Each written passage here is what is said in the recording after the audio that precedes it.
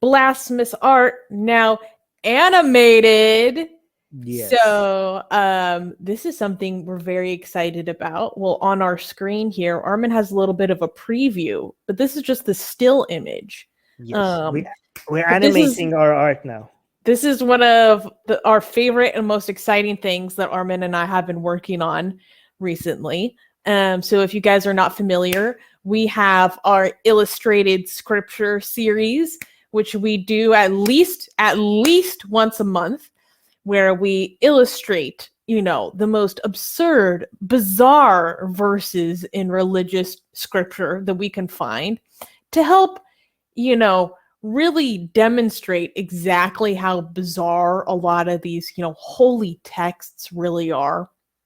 So for example, here we have a selection, just a little selection for your enjoyment. We're not showing you the animated version. We're just showing you what we have animated, because the animation, the animation of this, the uncensored animation of this, is only for our patrons, because I mean, the first animation that we have is a little bit basic, but as we get more patrons, we're going to be able to eventually do like 10 minutes animations of like scriptures in the Quran or Hadith or in the Bible or in Hindu scripture. So we're just getting started. I know the first animation that we have is like for the patrons is pretty basic, but as more people become patrons to watch this animation, it's going to become more advanced. But basically, we took this comic art that we made, and the uncensored version of it is now animated for our patrons, right? Yes. So can you guys see, or do you need to zoom in?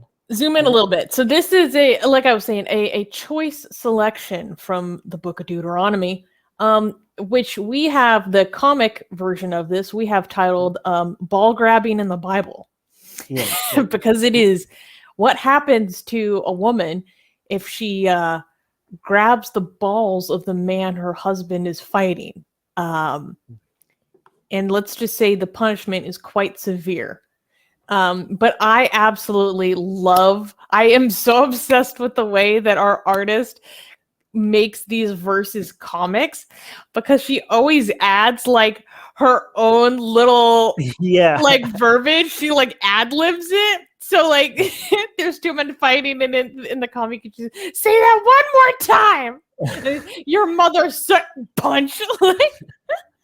Guys, this is one of the most ridiculous parts of the Bible. Like it's so insane. I think like when it comes to Islamic scripture, the Hadith, when it comes to the hand getting pregnant, is the most ridiculous one. I think when it comes to Christianity, it's hard to top this one, right? No, actually, there's a 200 foreskin verse. No, wait, that's actually coming out soon. And this is the Old Testament, so it's not just Christianity; it's Judaism too, because the Old Testament, Deuteronomy, is Old Testament.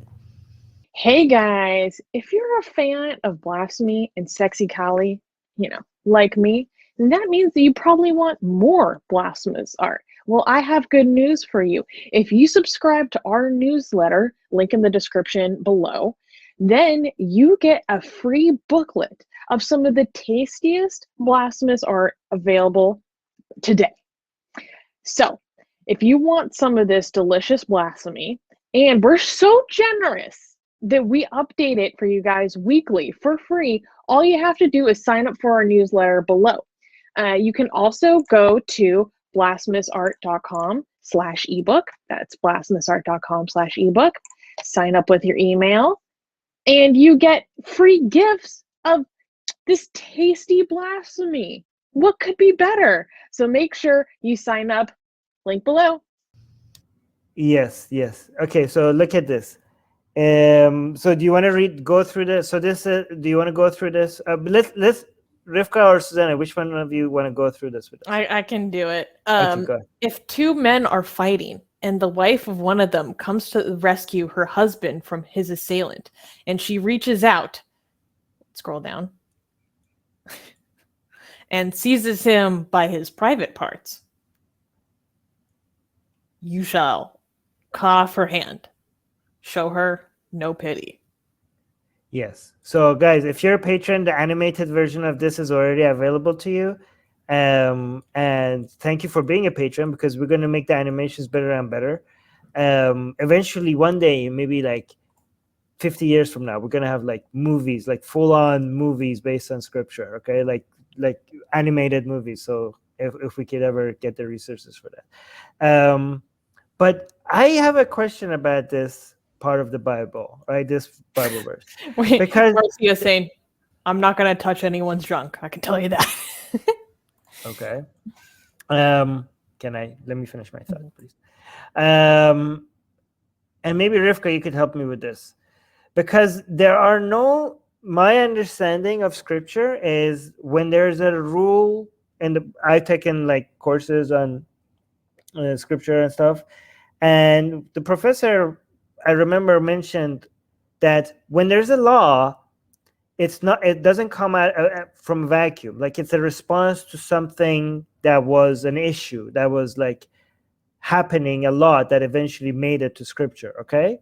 And as soon as the professor in that course mentioned that, I was like, this is the verse that came to my mind, because I was thinking, like, what is this a response to? Like, how often were men fighting and their wives would jump in and grab the balls of the man that was attacking their husband? That the people at that time, they were like, okay, there's too much ball grabbing happening in this city. We need to stop women grabbing our balls every time we're trying to fight a man. Like, can a man not have a peaceful fight with another man without having his wife come and grab your balls? So they come up with the rules to chop off the hands of any woman that comes middles in two bros fighting, right? Just let men fight.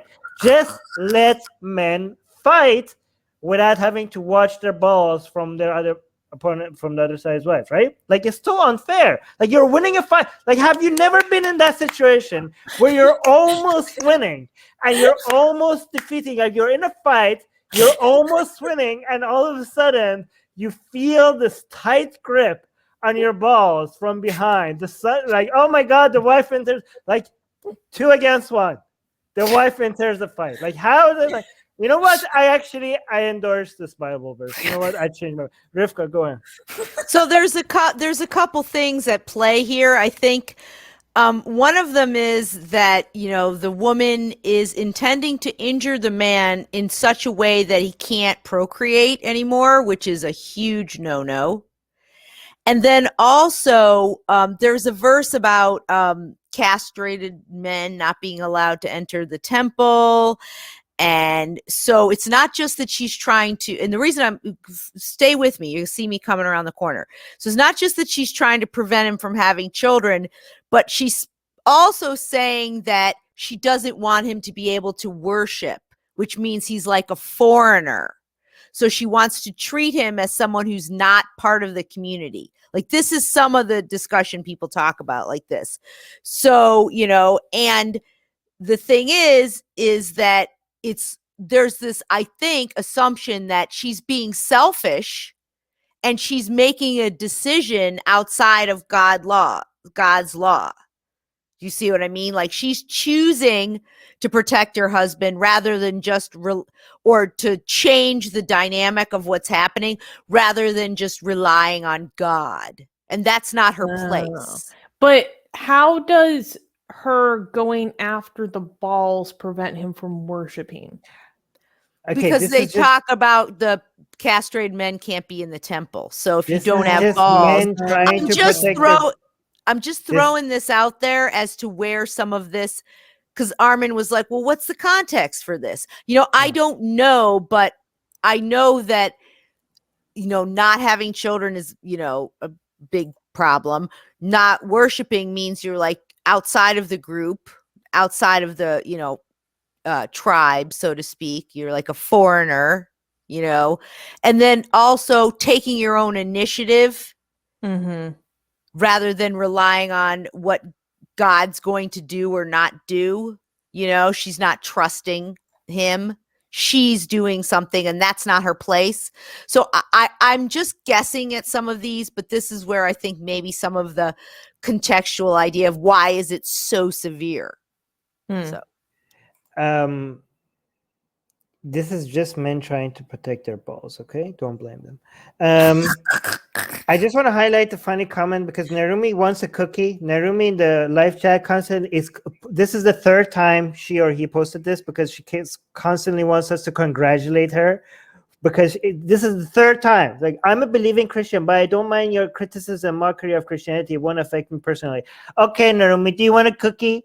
Do you want a cookie? I mean, you're still a believing Christian, so you need to be embarrassed about that. So, but congratulations for allowing people to criticize Christianity, I guess. Okay, here your medal is being mailed to you as we speak. Okay, but however, I think Narumi is actually butthurt because this is one thing that people do. People are like, you know what, I'm not butthurt, this is not affecting me, but I don't like there's something wrong with your art, because they don't want to look like they're butthurt, but they like, oh no, but what's wrong with the art? Oh, it's just boring. Oh no, I don't like the way it's drawn. They're like negging. They're like secretly, they're like butthurt, but they're trying to secretly hide their butthurt and criticize it in a different way. I have seen this so many times. It's very cute. Try. Nice. Okay.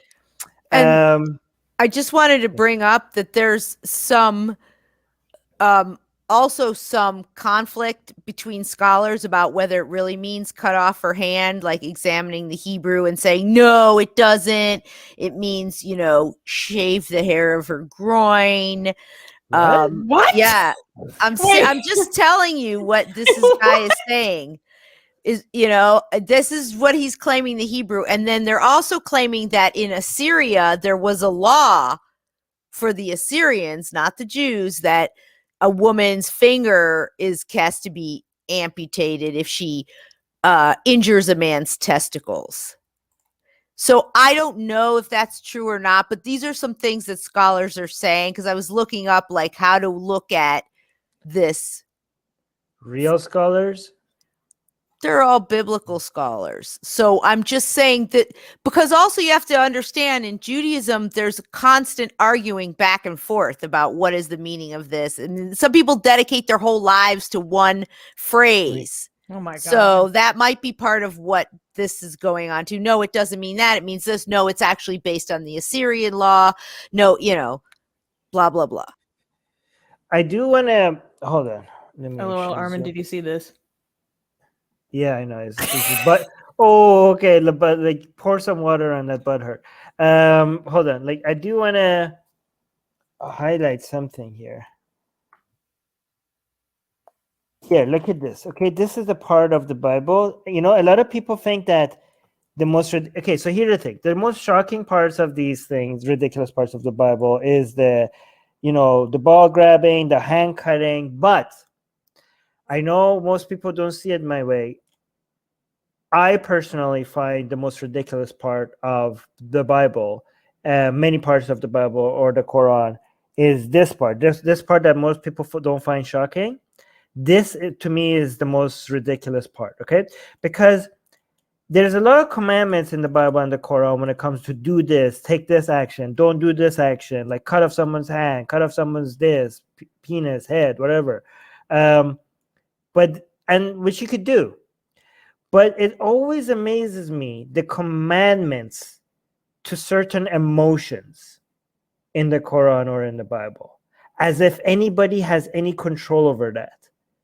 You know, these are impossible. This is what I'm telling you. The Yahweh, Jesus, and Allah are not just tyrants of your actions.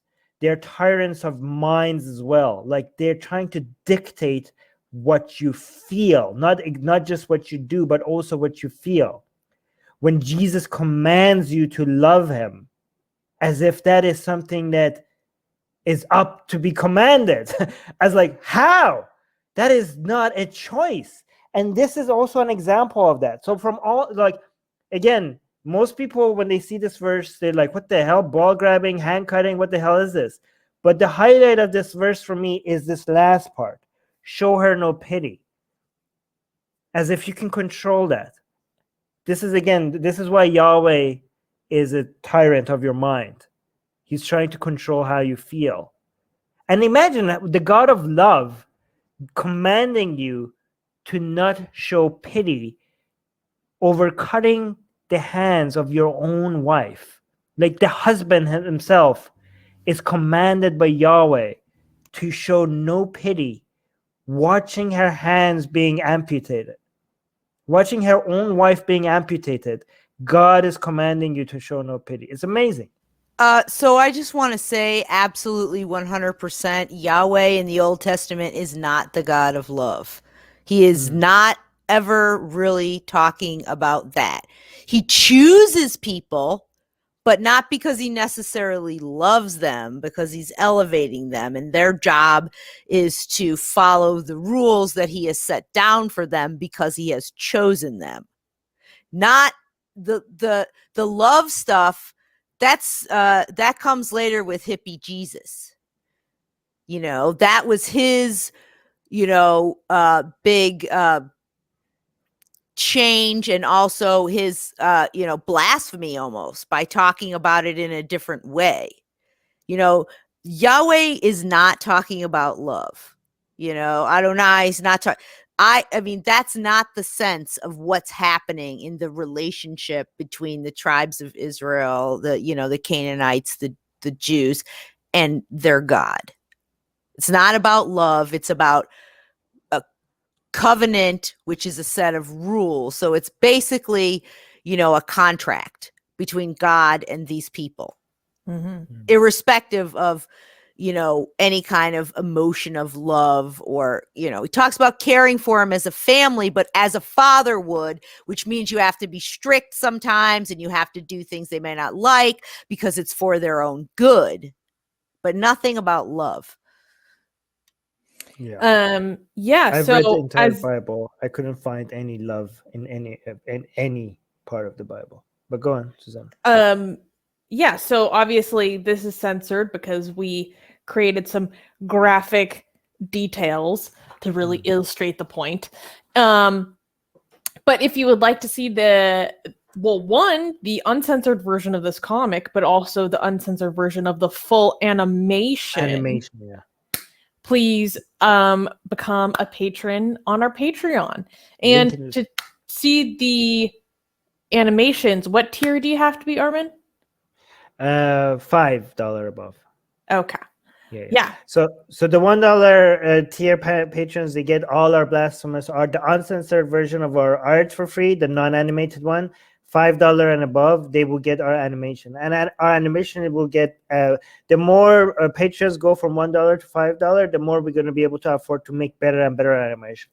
I actually really enjoy the process of making this art, talking to the artists, animating it, going through, discovering what we're going to do next. It's so much fun. So thank you guys for making our work so much more fun. It's like what me and Armin have the most fun talking about all the time.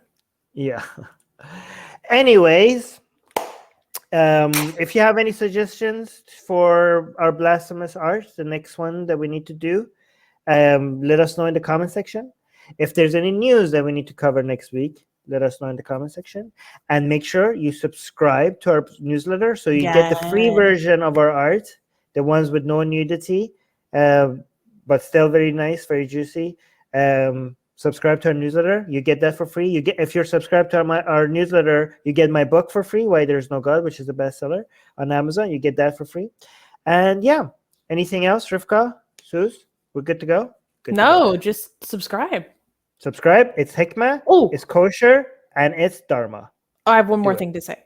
It is Hikmah, kosher, and Dharma. But also, I know, just shouts out to our viewers and our AR family in India.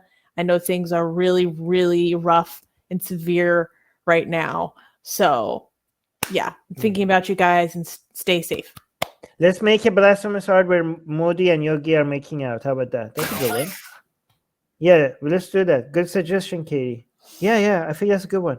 Hey guys, YouTube has fully demonetized our channel for supposedly hateful and harmful conduct, without telling us what we did wrong. If we get to 1,000 patrons, we will be able to keep paying all our team, our editors, our artists, without ever having to worry about monetization again. which would be amazing. Yay! So please support Atheist Republic on Patreon. Link in the description below.